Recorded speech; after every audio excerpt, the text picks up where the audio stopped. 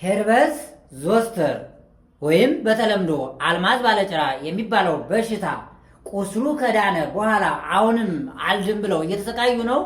እነሆ መፍትሄ ልንገሮት።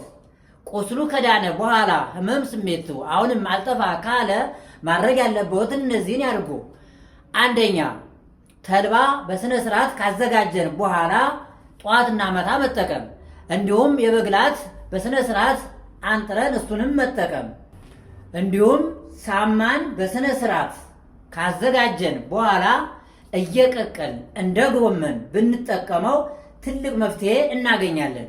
እንዲሁም ነጭ ሽንኩርት ከማር ጋር ጠዋትና ማታ ብንጠቀመው ይሄም ትልቅ መፍትሄ ሊሰጠን ይችላል።